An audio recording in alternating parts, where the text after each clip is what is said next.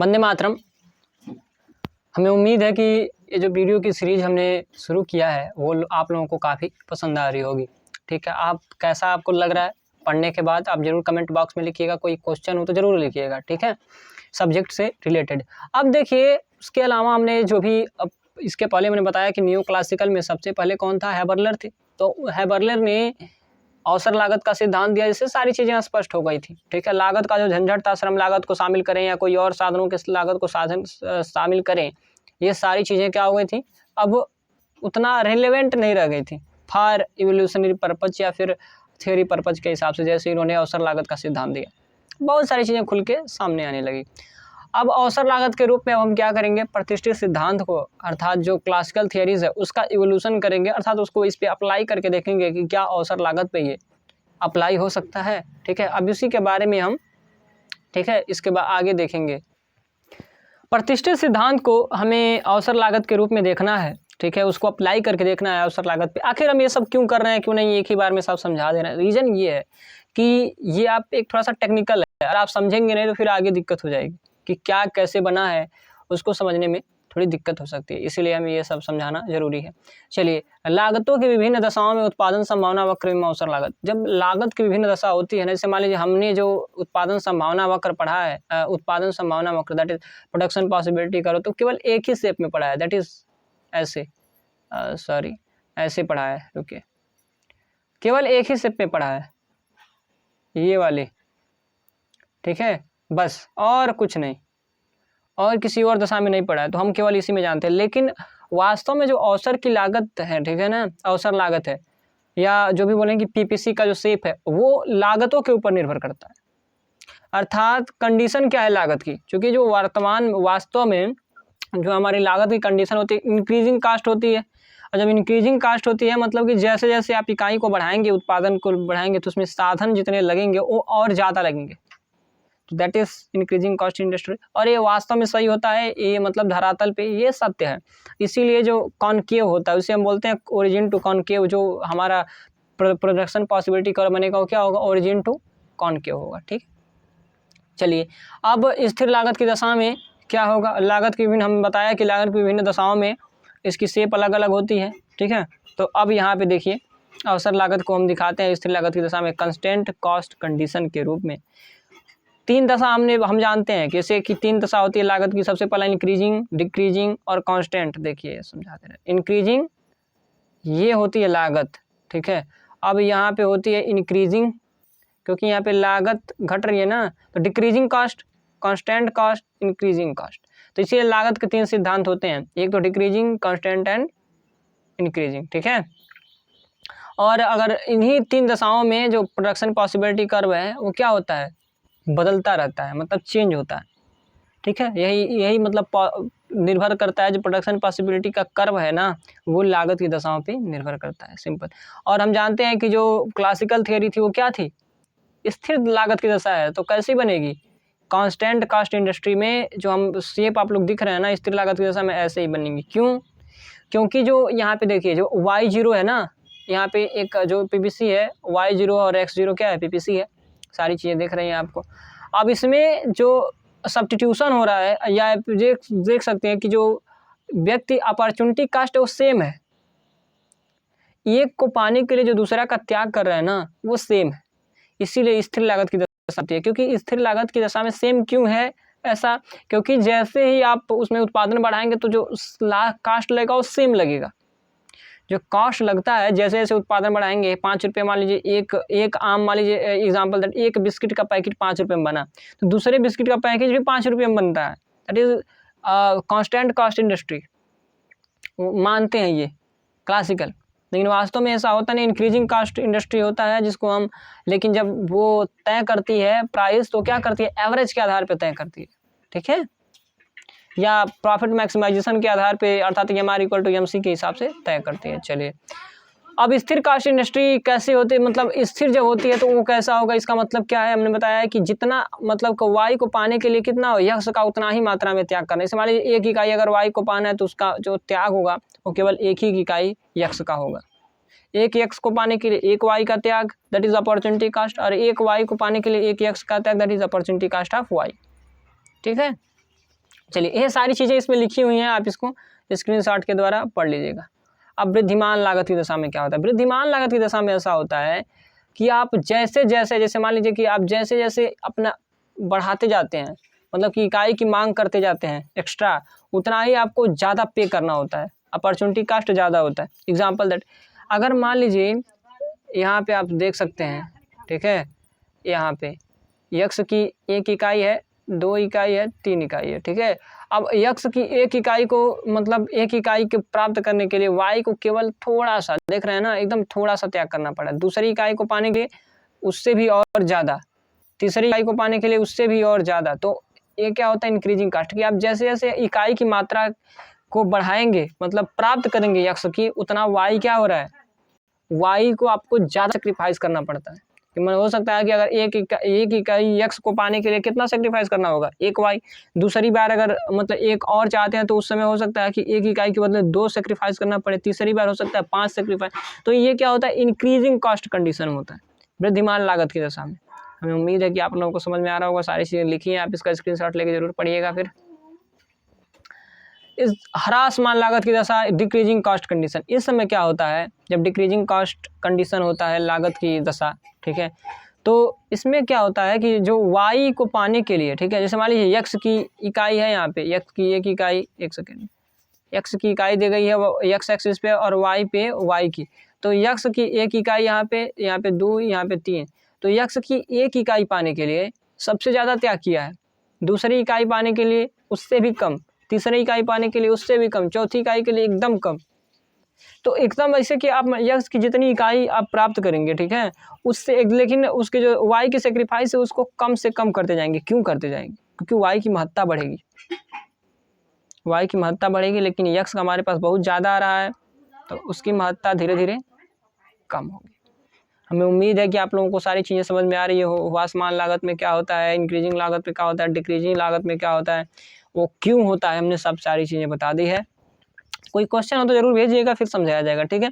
या एक बार और इस वीडियो को देखिएगा तो सबसे, या एक काम करिए, सबसे पहले आप इस जितना भी हम स्क्रॉल करते जा रहे हैं आप सबको पढ़ते चलिएगा, ठीक है। या आप ऐसा कहें कि आप इसका स्क्रीनशॉट लेके नोट डाउन करिएगा सब सारी चीज़ों को। अब देखिए, अवसर लागत के रूप में लागतों में अंतर, ठीक है। अब इसको हम देखेंगे, अवसर लागत के रूप में लागतों में अंतर हम देखेंगे, ठीक है। और लागतों में अंतर का मतलब क्या होता है? लागतों में अंतर हमने इसके पहले बताया है कि जो निरपेक्ष अंतर, जो आपने देखा है ना लागतों में, स्थिर लागत की दशा में लागतों में अंतर, तो स्थिर लागत को वास्तव में किसने माना था? क्लासिकल ने। तो आप भूलिएगा मत, हम कहीं और नहीं जा रहे, हम क्लासिकल की ही बात कर रहे हैं अगर यहाँ पे हम कर रहे हैं तो जो लागतों में निरपेक्ष अंतर कैसे दिखाया जाएगा? निरपेक्ष मतलब स्मिथ ने जो कहा था, और तुलनात्मक अंतर जो रिकार्डो ने कहा था कि जब तुलनात्मक अंतर होगा तो व्यापार होगा। निरपेक्ष लागत किसने कहा था? स्मिथ ने कहा था कि जब निरपेक्ष अंतर होगा तब क्या होगा? तभी व्यापार होगा। बस वही सारी चीज़ें हैं इसमें। देखिए अब वाई और एक्स पे देखिए, ठीक है, यहाँ पे एक ए और ए डैश दिख रहा है, बी और बी डैश दिख रहा है, ठीक है। ए को जो है ना, किसमें? यक्स में विशिष्टीकरण है, मतलब यक्स में कुशलता हासिल है। आप इसको ध्यान से देखिएगा, आपको हमने बताया था तो आपके पास वो फिगर होगा कि यक्स, ऐसे देखिए एग्जाम्पल हम यहाँ पे बना भी दे रहे हैं कि यहाँ पे इस प्रकार से था। देखिए सर, यहाँ पे ऐसे था, यहाँ पे यक्स वस्तु है, यहाँ पे वाई वस्तु है, और यहाँ पे 3 था, यहाँ पे 3 था, और यहाँ पे 5 था, आई थिंक यहाँ पे 6 था, 1 सेकेंड, यहाँ पे 6 था, ठीक है, यहाँ पे 6 था, और यह इस स्थिति में यहाँ पे 4 था, ठीक है। तो अब ध्यान दीजिएगा, यक्स को किसमें कुशलता हासिल है? जो ए देश है यहाँ और ए बी देश है, तो यहाँ पे ए को कुशलता हासिल है यक्स वस्तु में। ध्यान दीजिए, यक्स वस्तु में ये क्या बना रहा है? केवल 3 श्रम को त्याग करके केवल 3 के श्रम से 1 यक्स बना रहा है, लेकिन 5 उसी 1 वाई के लिए 5 श्रम देना पड़ रहा है इसको। सबसे कुशल किसमें है? इसमें है, यक्स में। और वही जो डी है वो सबसे कम अकुशल किसमें है? यहाँ पे 6 लेबर देने के बाद 1 यक्स बन रहा है, 4 लेबर देने के बाद 1 वाई बन रहा है। तो सबसे कम लेबर कहाँ पे देना पड़ रहा है? यहाँ। तो सबसे कम अकुशल यहाँ पे है, यक्स सबसे, और यक्स ए सबसे ज़्यादा कुशल यक्स में है, और डी सबसे कम अकुशल वाई में है, ठीक है। तो उन्हीं सारे के हिसाब से हम देखेंगे। तो यक्स किसका, देखिए अब निरपेक्ष अंतर अगर हम देखेंगे एडम स्मिथ द्वारा, तो जो ए डैश है ना वो क्या कर रहा है, ए का सारा भी जैसे कि जितना भी उत्पादन है ये स्थिति है 5 और 10 की। आप एक बार मैप में देखिए, जो एडम स्मिथ का था वो 5 का था और 10 का था, ठीक है, 10 का 5 का 5 का 10 का।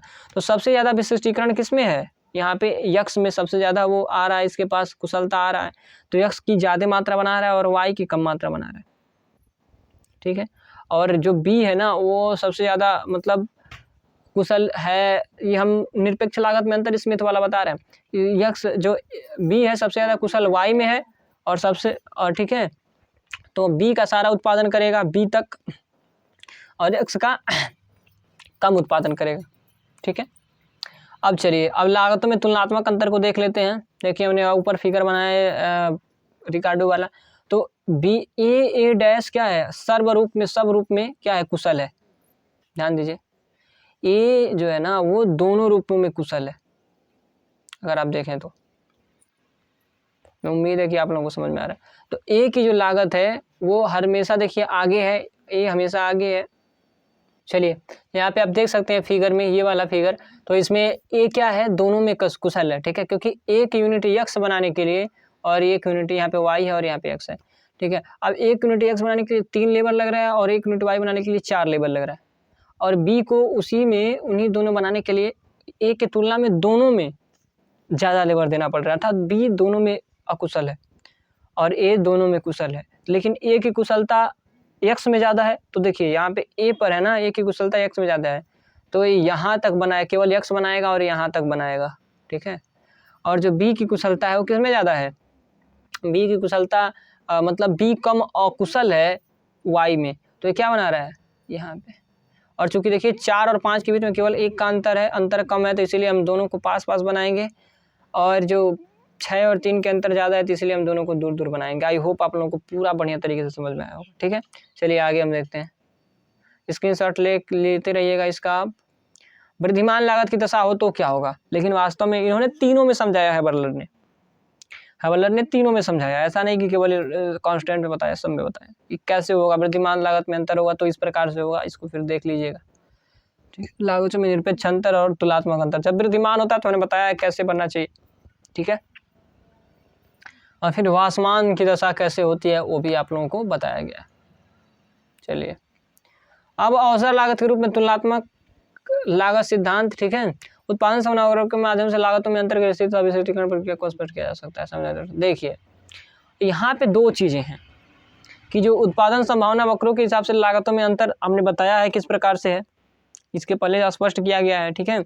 अब लेकिन हमें उपभोग और उत्पादन दोनों की स्थिति बतानी है कि जब व्यापार हो रहा है तो उत्पादन और उपभोग दोनों से मतलब कि लाभ हो रहा है, तो उसके लिए जब उत्पादन के लिए हम क्या बताएंगे, पीपीसी, लेकिन उपभोग के लिए क्या बताना पड़ेगा, इंडिफरेंस कर्व। लेकिन हमें पूरे समाज को देखना है ना, तो सामुदायिक तटस्थता वक्रों को देखें, क्योंकि देश को देखना है तो देश में पूरा समुदाय है, तो हम क्या देखेंगे, सामुदायिक तटस्थता वक्र की बात करेंगे। और सामुदायिक तटस्थता वक्र में क्या होता है देख लीजिए, वो भी तटस्थता वक्र की तरह होता है, उपभोग एवं व्यापार की स्थिति को स्पष्ट किया जा सकता है, ठीक है।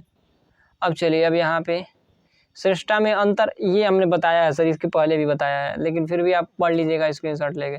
उत्पादन में विशिष्टीकरण किस प्रकार से होगा, देखिए क्या होगा, विशिष्टीकरण किस प्रकार से होगा। जो पीबी है ना, इसका मतलब ये है कि बी जब व्यापार नहीं कर रहा है तो वहाँ पे है, एग्जाम्पल दैट जब पीबी है वहाँ पे ये वाला स्थिति है, तो बी जब व्यापार नहीं कर रहा है तब वहाँ पे है, और जब पी है वो ए व्यापार नहीं कर रहा है तब वहाँ पे है, ठीक है। तो वो वाई की मात्रा इतना बना रहा है, एक्स की मात्रा इतना बना रहा है, ठीक है। लेकिन जैसे ही चूंकि विशिष्टीकरण तो करना है, लागतों में निरपेक्ष अंतर है तो विशिष्टीकरण करना होगा, किसके लिए, व्यापार हो चाहे लाभ के लिए। तो अब क्या करेगा, पी उत्पादन से यहाँ तक उत्पादन कर रहा था ना एक्स की, तो ये एक्स में विशिष्टीकरण प्राप्त है, तो ये यहाँ तक आ जाएगा, अर्थात एक्स का टोटल उत्पादन करेगा और लेकिन बढ़ाएगा इसको और इसको घटाएगा, क्योंकि साधन स्थिर है, तभी तो अवसर लागत का कंसेप्ट आया। तो मतलब वाई का उत्पादन 0 कर देगा, एक्स का ज़्यादा कर देगा पूरा।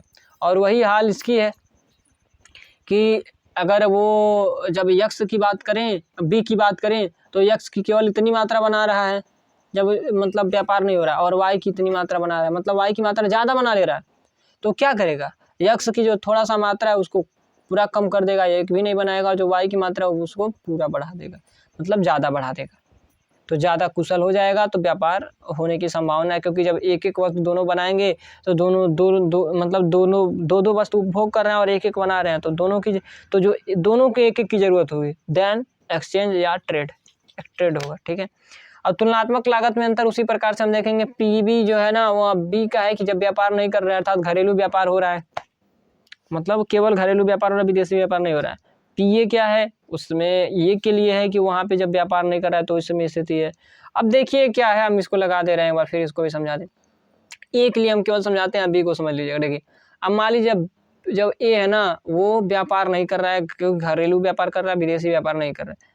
ठीक है, तो यहाँ से ए है और ये, अर्थात यक्स की इतना मात्रा बना ले रहा है, इतना कुशल है यक्स बनाने में कि इतना मात्रा बना ले रहा है, और वाई की इतनी मात्रा बना रहा है केवल, क्योंकि वाई में उतना कुशल तो है लेकिन उतना कुशल नहीं है। तो क्या करेगा, इस यक्स में ज़्यादा कुशल है तो वाई की जो थोड़ी सी मात्रा है इसको तो कम कर देगा, एक भी नहीं बनेगा, लेकिन यक्स को क्या करेगा, बना लेगा। ठीक है। अब वही हाल बी की भी है। बी सबसे ज़्यादा कुशल किस में है, वाई में है। देखिए वाई में ज़्यादा कुशल है, तो क्या करेगा, यक्स की इस मात्रा को कम कर देगा और बी की पूरी मात्रा बना लेगा। देन एक्सचेंज, व्यापार होगा, ट्रेड इज स्टार्टेड ऑन। ठीक है, चलिए आगे फिर हम देख लेते हैं। अब व्यापार में व्यापार से लाभ, अब व्यापार से, तो जब व्यापार होगा सर, तो व्यापार से लाभ कैसे होगा। देखिए जैसे एक आप लिए विशिष्टीकरण व्यापार की स्थिति आगे चित्र के माध्यम से हम देख लेंगे। ठीक है, पी की स्थिति हमने सब बताया ही है, व्यापार में व्यापार से लाभ, क्योंकि उपभोग में वृद्धि होगी और उत्पादन में वृद्धि होगी, तो इसका जाहिर सी बात है कि व्यापार से लाभ हो रहा है। ठीक है, चलिए अब देश ए के लिए विशिष्टीकरण एवं व्यापार की स्थिति कैसे होगा। जैसे हमारे देश ए जो है ना, वो अपना क्या बना रहा है, पूरा बना रहा है, पूरा उत्पादन कर रहा है यक्स का। ठीक है, वाई का एक भी नहीं कर रहा है। अब देखिए, अब हमें उपभोग भी देखना होगा, और उपभोग कैसे देखेंगे, देखिए इंडिफरेंस कर्व, और इंडिफरेंस कर्व देखिए पी पर है, जो सी आई है ना, जो यहाँ पे सी आई देख सकें, जो सी आई जीरो दे दिया है, सी आई जीरो, ये कुछ नहीं है, इसे हम कम्युनिटी इंडिफरेंस कर्व बोल रहे हैं, और ये पी पर टेंजेंट है, इसका मतलब पी पे व्यापार के प्रति तटस्थ है, व्यापार नहीं कर रहा है, तटस्थ है, वो देख रहा है केवल, अब व्यापार में इन्वॉल्व नहीं है। ठीक है, चलिए अब व्यापार में इन्वॉल्व नहीं है पी, और इसीलिए वहाँ पे तटस्थता वक्र है, क्योंकि भी घरेलू व्यापार हो रहा है। अब देखिए क्या होगा, जैसे ही अगर आप देखेंगे, जैसे व्यापार हो रहा है, तो हमने बताया कि उपभोग में वृद्धि हो रही है, उत्पादन में वृद्धि हो रही है, तो जो C1 अर्थात जो उपभोग की मात्रा है, देखिए यहाँ पे, और उपभोग की मात्रा किससे डिसाइड होती है, इंडिफरेंस कर्व से। तो ये इंडिफरेंस कर्व क्या है, कम्युनिटी डिफरेंस, जो कम्युनिटी इंडिफरेंस कर्व 1 है, देखिए ऊपर, और वहाँ से एक और लाइन जा रही है जो ए और टी है, जो ए और टी है वो किसको टेंजेंट कर रही है, C10 को, अर्थात कम्युनिटी इंडिफरेंस कर्व को। ठीक है, ये जब टेंजेंट हो रहा है जाके, मतलब कि C11 को, और ये जो ये है ना सर PPC, आप देख रहे हैं कि A-A है, और वास्तव में वहाँ पे प्राइस लाइन भी है। जैसे कि देखिए, ये जो आपके पास जो है ना उत्पादन संभावना, एग्जाम्पल दैट ए है उत्पादन संभावना वक्र, और अगर प्राइस लाइन को उसमें हम रेवेन्यू लाइन बोलते हैं। तो अगर मान लीजिए हम ऐसे टेंजेंट करते हैं उसको देते हैं, लेकिन अगर मान लीजिए कि दोनों एक है, जैसे मान लीजिए कि दोनों एक ही शेप के हैं, ये जो PPC है वो भी ऐसे ही है, और जो प्राइस लाइन है वो भी ऐसे ही है, तो दोनों का आकार क्या होगा, सेम होगा, तो दोनों का मतलब सेम ही होगा। तो चलिए, तो यहाँ पे जो घिस ऊपर गया है ना, दैट इज प्राइस लाइन, जो CL1 को काट रहा है, जो CL1 को स्पर्श कर रहा है, that is community indifference curve को काट रहा है, वो प्राइस लाइन है सर, PPC नहीं है, ये आपको ध्यान देने वाली बात है। तो टेंजेंट कर रहा है उसको, इसका मतलब क्या है, जब उपभोक्ता अगर और अगले इंडिफरेंस कर्व पे जाता है तो क्या होता है, और उपभोग की मात्रा मिलती है, और संतुष्टि मिलती है, बस यही इसमें दिखा रहा है। ठीक है, कि जैसे ही वो अगले वाले इंडिफरेंस कर्व को टच किया, कम्युनिटी इंडिफरेंस कर्व को, क्या हो गई, उसकी जो उपयोगिता वो बढ़ गई, उसकी वस्तु की मात्रा, उपभोग की मात्रा बढ़ गई, तो इससे उपयोगिता उसकी बढ़ गई। ठीक है, चलिए अब देखिए, अब बस वही है, बी के लिए वैसे ही देख लेंगे कि बी जब ऐसे कर रहा है तो उसकी भी उपभोग की मात्रा बढ़ रही है, वो भी CL1 पे चला जा रहा है। ठीक है, बस यही है, विशिष्टीकरण करने से उसके व्यापार में लाभ हो रहा है क्योंकि उपभोग की मात्रा बढ़ रही है। हमें उम्मीद है कि आप लोग देखिए, कल्याण में होने वाली यही वृद्धि देश के व्यापार में होने वाले लाभ को प्रदर्शित कर रही है, क्योंकि उपभोग बढ़ रहा है तो यही वृद्धि क्या हो रही है, देश में होने वाले लाभ को प्रदर्शित कर रही है। क्योंकि देखिए, जब विशिष्टीकरण कर रहा है तो दो चीज़ हो रही है, उत्पादन वृद्धि हो रही है, उत्पादन में वृद्धि हो रही है, और जैसे उत्पादन हो रही है तो विदेशी व्यापार हो रहा है, विदेशी व्यापार हो रहा है तो देखिए CL1 अर्थात कि जो कम्युनिटी डिफरेंस कर्व है वो आगे शिफ्ट हो रहा है, मतलब अधिक उपयोगिता मिल रहा है। जब विदेशी व्यापार हो रहा है तो उपभोग बढ़ रहा है, तो दोनों से ये सारी चीज़ें बढ़ रही हैं। हमें उम्मीद है कि आप लोगों को जो भी हमने बताया है वो सारी चीज़ें आपको समझ में आ रही होगी। आप पूरे वीडियो का स्क्रीनशॉट ले लिया करें, ठीक है, हम धीरे-धीरे स्क्रॉल कर रहे थे, हमें उम्मीद है कि आपने स्क्रीनशॉट लिया होगा, फिर आप उसे पढ़ें। ठीक है, फिर आप उसे पढ़ें, then you have to understand. हमारे बताने के बाद उसे ज़रूर पढ़ें। बार-बार वीडियो को अगर नहीं समझ में आए तो एक बार और देखिए, आप इसको PDF को पढ़िए, आपको ज़रूर समझ में आएगा। आज के लिए बस इतना ही। हमें उम्मीद है कि आप लोगों को ये वीडियो बढ़िया लगा होगा। आप इसका जो कमेंट में ज़रूर लिखिएगा।